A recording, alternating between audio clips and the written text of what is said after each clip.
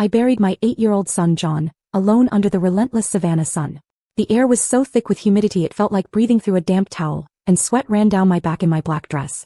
I kept looking toward the cemetery gates, waiting for a car, a text, anything. But there was nothing. No mother, no father, no sister. Just me and the heat and the awful silence of a grave that felt too small. I thought they were stuck in traffic. I thought maybe my sister's flight was delayed. I made excuses for them until the first shovelful of dirt hit the wood. Then my phone buzzed in my purse. I pulled it out, hoping for an apology.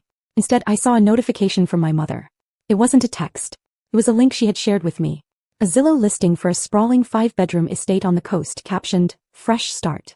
I stared at the screen, my vision blurring from the sweat and the tears. The price was listed right there. $1.5 million. The exact amount of my son's life insurance and trust fund combined. While I was putting my child in the ground, my family wasn't grieving. They were shopping.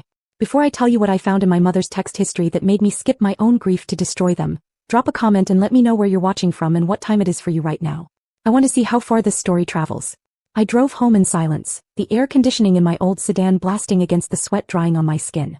The back seat was filled with the flower arrangements from the service, the white lilies giving off a scent so thick and cloying it made my stomach turn. It smelled like a funeral parlor, like finality, like the end of the world compressed into a 2-mile drive. When I unlocked the door to my apartment, the quiet didn't feel peaceful. It felt heavy. I walked into the kitchen, threw my keys on the counter, and stared at the empty space where my son used to sit for breakfast. I waited for the breakdown. I waited for the knees to buckle, for the sobbing to start, for the grief to swallow me whole. But it didn't come. Instead, a strange, icy clarity settled over me.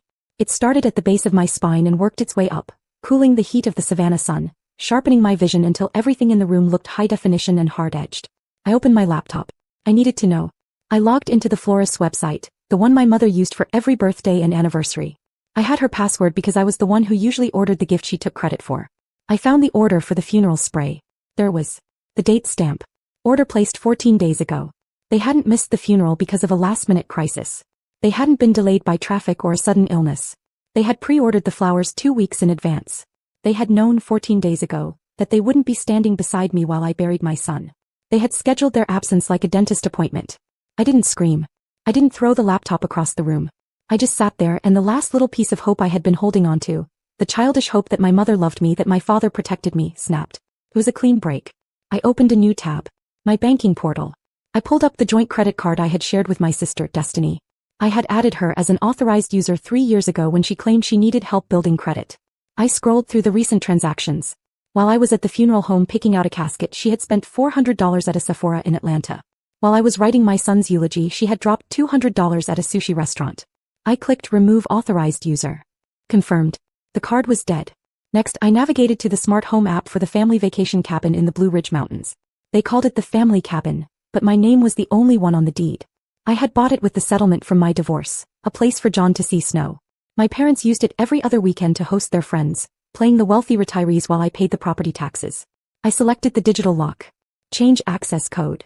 I deleted my father's code. I deleted my mother's code. I deleted Destiny's code. I set a new master PIN. Access denied. Kept going. Streaming services. Amazon Prime. The shared cloud storage where they kept their photos. I went down the list, methodically severing the digital tendrils they had wrapped around my life. I remembered what my mother had said to me just a week ago, when I told her I was struggling to organize the service. She had looked at my drafting table, covered in my botanical illustrations, and sighed. "Sarah, you just aren't equipped for the real world," she had said, her voice dripping with that fake sympathy. "You play with your coloring books while the adults handle the business." Coloring books. That's what she called my career. That's what she called the work that paid her mortgage when she forgot to send the check. I looked at the screen. All the accounts were locked. All the cards were canceled. All the access points were closed. They thought I was weak. They thought grief had made me soft, pliable, a broken thing they could mold into whatever shape they needed. They were about to find out that grief doesn't always break you. Sometimes, it burns away everything that isn't essential, leaving you harder than diamond. I closed the laptop. The apartment was still silent, but it didn't feel empty anymore. It felt like a war room. I sat in the dim light of my kitchen, the laptop screen casting a cold blue glow across my hands. My fingers hovered over the keyboard, but my mind was drifting back, replaying the highlight reel of my life in this family. I needed to understand why. Why had I let it go on this long? Why had I paid their bills, fixed their messes, and swallowed their insults for 32 years? I pulled up a spreadsheet I had hidden deep in my hard drive. I called it the ledger. It started 4 years ago, right after my father, Andrew, retired early because he deserved a break. Row 1, $96,000. That was the total I had paid toward their second mortgage. Every month, like clockwork, $2,000 left my account and went into theirs. I remembered the first time I sent it. My mother, Amber, had called me in tears, saying they were going to lose the house. "We sacrificed everything for you girls," she had sobbed. "And now we have nothing." I had just landed my first major contract illustrating a rare plant guide for a university press. I felt rich. I felt guilty. So I paid. And when I told them, my father didn't say thank you. He just nodded and said, "Good girl. At least you're making yourself useful." Making myself useful. That was my currency. That was the rent I paid for occupying space in their lives. I scrolled down. Row 12, the influencer trip. Destiny had wanted to go to Tulum for her birthday to build her brand. She couldn't afford the flight. My mother had cornered me at Sunday dinner. "Your sister is so talented, Sarah. She just needs a break. You have savings. Don't be selfish." Selfish. The word they used whenever I tried to keep something for myself. I paid for the flight. Destiny posted 30 photos from that trip. I wasn't tagged in a single one. Row 24, the car accident. Destiny had totaled her BMW while texting. My father had co-signed the loan. He was panicking about his credit score. I paid the deductible. $500. It wasn't just the money. It was the way they trained me. It was like they were feeding a stray dog. They starved me of affection for weeks, months, making me feel invisible. And then just when I was about to walk away, they would throw me a scrap. A compliment on my hair. A hug that lasted 2 seconds too long. A text that said, "Thinking of you." And I would eat it up. I would wag my tail and come running back thinking, "See? They do love me. If I just try harder, if I just give a little more, it will stay like this." Psychologists call it intermittent reinforcement. It's the most powerful way to condition a behavior. It's how you train a rat to push a lever until it dies of exhaustion. You don't give it a pellet every time. You give it a pellet randomly. The unpredictability keeps the hope alive. Keeps you addicted to the possibility of love. But looking at the ledger now, seeing the cold, hard numbers, the addiction broke. My eyes landed on the most recent entry. 2 days after John died.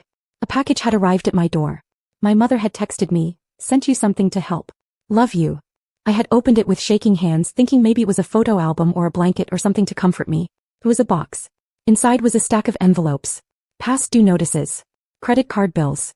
A foreclosure warning for the beach house. All addressed to Destiny or my parents. And on top, a yellow sticky note in my mother's handwriting. "Do the right thing, Sarah. Family helps family." That was their condolence gift. A bill. They didn't see a grieving mother. They saw an inheritance. They saw a payout. I closed the spreadsheet. The shame I had felt for years. The shame of not being enough, of not being like Destiny, evaporated. It wasn't shame anymore. It was fuel. I had spent my life building them a safety net, stitching it together with my own money and self-worth. Now I was going to cut the ropes and watch them fall. The banging on the door started at 2 in the afternoon. It wasn't a polite knock. It was the heavy, entitled pounding of people who believed they owned the building. I checked the peephole. Andrew and Amber. My parents. I unlocked the deadbolt. I didn't have time to say hello before my father pushed past me, the heat of the Savannah afternoon following him in like a wave. He didn't look at me. He walked straight to the kitchen, opened the refrigerator and started pulling things out. "Expired," he muttered, tossing a carton of milk into the trash. "Wilted," he said, throwing away a bag of spinach. He was performing a wellness check, but it felt like a raid. He was building a case. He can't even buy groceries. She can't function. My mother stood in the hallway staring at the walls. I had hung my latest series there, intricate, large-scale watercolors of decaying magnolias. "It's so dark in here, Sarah," she said, her voice trembling with a rehearsed fragility. "And these drawings, they're obsessive. It's not healthy. You're spiraling." I leaned against the doorframe, crossing my arms. "What do you want?" "We want to save you," she said, turning to me with wide, wet eyes. "We spoke to a specialist. He agrees. You're displaying signs of a psychotic break. The isolation. The aggression. Cutting off your sister." She reached into her designer handbag and pulled out a thick document clipped with a blue backing. She placed it on the coffee table. "It's a voluntary conservatorship," she said.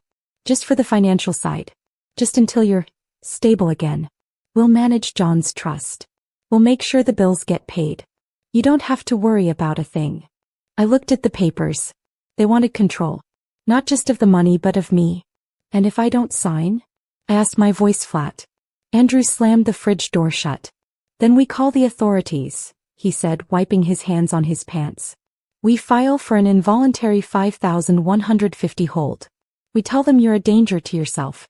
We have the neighbors' statements. We have the emails you sent Destiny. I froze. I hadn't sent Destiny any emails. They were forging evidence. I looked at my mother. She wasn't wringing her hands anymore. She was watching me with a terrifying serenity. This is what psychologists call the savior gaslight. It's a specific form of narcissism where the abuser convinces themselves they are the martyr. They don't see themselves as thieves stealing a dead child's insurance money.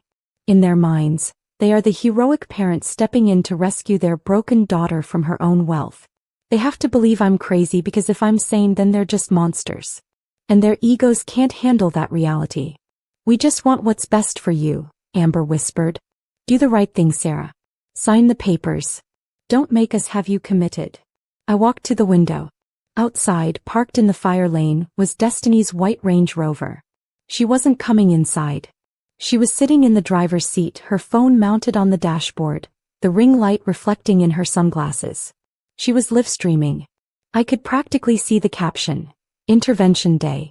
Pray for my family. #mental health awareness. She was monetizing my breakdown in real time. She was building the public narrative that I was unhinged so that when they took the money the world would applaud them for stepping up. They had it all planned. The legal threat. The social proof.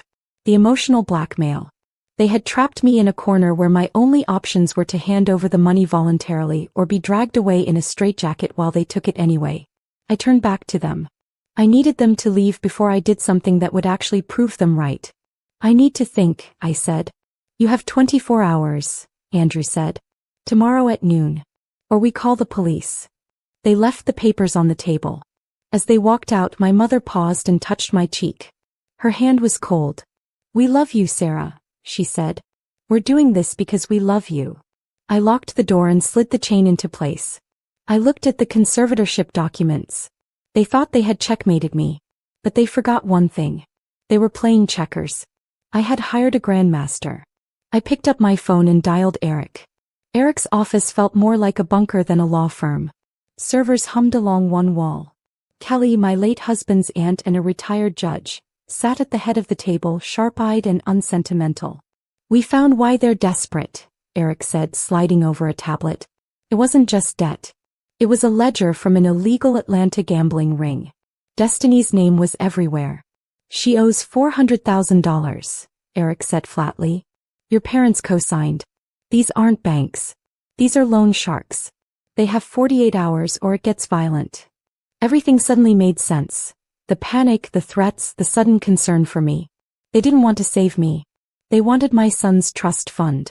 And they're ready to destroy you to get it, Kelly added. She opened a folder. They prepared court filings claiming you're suicidal. Fake emails. Affidavits. I pulled out my phone.